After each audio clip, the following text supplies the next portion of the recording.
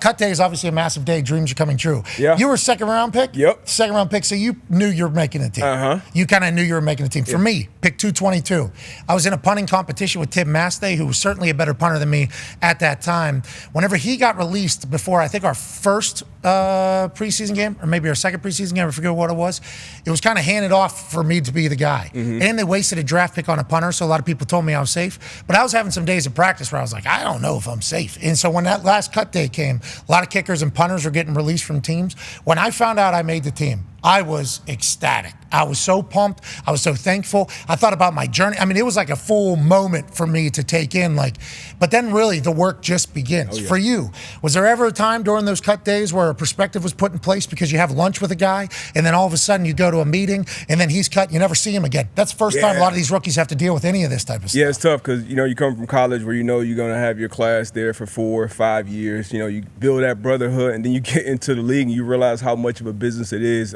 When you get drafted or signed, somebody else has to come out of that door. I think when I got drafted, they traded like Ellis Hobbs, maybe that first, as soon as I got drafted, they traded Ellis Hobbs. It's always a numbers game. And being a second round pick, I still didn't know at that point. So I'm, like Bill was talking about yesterday, you're hearing your family, you're calling agents, like, I had a bad day. He's like, hey, you're good. You can trip over the 50-yard line every play and you're going to make the team, but you'll be good. But the second year, kind of struggled my second year, even as a second round pick. And then going into that third year, I was released. And then the year after that, went to Carolina, they claimed, so I don't know if people know this, but based on your draft position, they have basically first first in the pecking order, the team draft position. So the Panthers were the worst team the previous year, so a few teams claimed me, but the Panthers got my rights. Played there for a year, got cut again. So as a second-round pick, it was back-to-back years going into my third year where I had been cut and then found a home in Indy where I came here with Chuck. And once you have 2 picks first day of practice? Oh, yeah. It lit we were so happy. it lit that fire under your ass. So it is a rough day for a lot of players. But at the same time, you got to keep working and keep being prepared for that opportunity when it does present itself. I found a home. A lot of people get cut. Kenny Moore, I think he got cut from the Patriots. Yep. Found his home in Indianapolis, just signed another big deal this offseason. So it's never really the end of that story until it's the end. You keep working and you keep finding, keep working, keep grinding. And my third time, Grigson at the time, I sat down with Grigson. He was like, hey, I remember you when you were coming out. How are you coming out? I think he was with Philly at the time. But he was like, hey, this probably is going to be your last opportunity, your last real opportunity. Because when you're a high pick, you get more opportunities just based on your draft position, your expectations and talent and all that stuff. So I came in and I'm like, all right, if I go out, I'm going to go out my way. So I took more chances. I studied more. And you kind of become a pro. You learn things. And then it was a lot of things that I didn't like about my first stint in New England that once I got to year 3, year 4, I kind of realized, okay, that's why they do these things. That's why the practice is this way. That's why you prepare this way. So you get a different perspective as you get older. But a lot of times, a lot of people don't get those type of chances. So I was fortunate. But to the people out there, man, it's not the end. Keep working. It is a tough day. And it's a great day for a lot of players who get that call and say, hey, you made the 53. I'm pretty pumped that they both cut you as you ended up in Indianapolis. I mean, me days. too. Yeah. I am very pumped. First day, you got I think you had 2 picks in your first practice. And me and Vinatieri were like, we fucking got it. Finally. We got it. We got a guy. This is it. And then, obviously, you fit into the locker room so well, so quickly. And, everybody learns and adjusts their, like for me, I got arrested. And then immediately after that is when I started having success because life got put into perspective very quickly, which I think cut day does for people. You kind of start realizing, like, wait, I did not have a backup plan my whole life. All I had was football.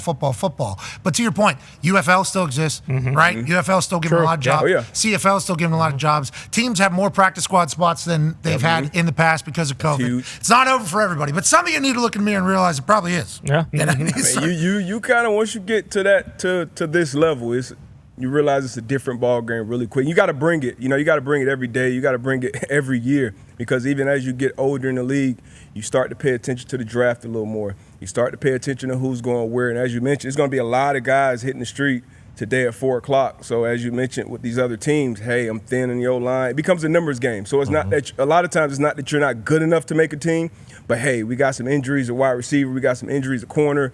That team let go of Allen Robinson's available now. Maybe we're bringing Noah Brown just got released from the Texans, who had a good year last year. Hodgins. He'll probably get picked up somewhere. Hodgins, you saw Malik Willis, he's now the backup in Green Bay. So it'll be a lot of moving parts. Jameis, who potentially available, which is crazy to think about, especially with everything that's been coming out positive with him in Cleveland. He said we and us to Cleveland in his interview with us like 15 times. Staple. And now Mary Kay, who's been covering the Cleveland Browns forever. So more names coming out, more things potentially, more players available for teams to get better overnight. I just think, like, man, if you sign somebody, like if the Minnesota Vikings go out and sign somebody, and I know Sam Darnold's going to be great, okay? But if they sign like a big name court, let's say Jameis or let's say Snoop. I mean, I was going to say he's a Pro Bowler. Snoop Huntley made a Pro Bowl a couple years ago. Like, your fan base gets reinvigorated again. You know, it's like, hold on, wait a minute, we can actually make this.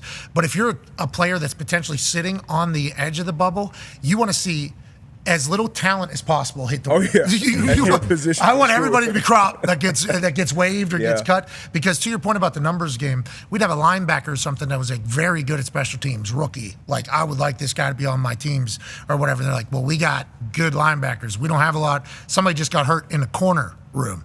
So we're going to have to go sign somebody. And this guy who's a good linebacker, potentially going to make team, going to get cut just strictly because we're only allowed 53 people, and he happens to be the last one in that particular room. It's like, so you could see how so many people who are very good at football their entire life get jaded at the end of their football career, because there is numbers games that happen and people never really get an opportunity. There is an injury that takes place maybe in training camp. Maybe there's one game where you were told to do the wrong thing and you get exposed, so on film you look bad, and all you're wondering for the rest of your life is what if, and that sucks for people. And today some of those what if moments start for some people. But on the flip side, Hall of Famers are making a team for the first time today. That is not walk-ons, but you get it. Undrafted guys have made a team, made a Pro Bowl, made the Hall of Fame. There's a chance that one of those stories happens today. It could be on your team. Could be on your team. Will probably be on one of my teams. There is what?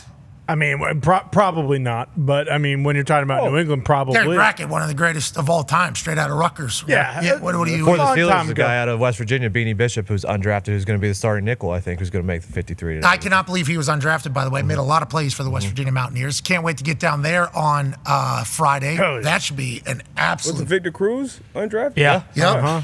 Hard Knocks helped propel him into the stratosphere. Huge preseason game. First Super Bowl champ. Like...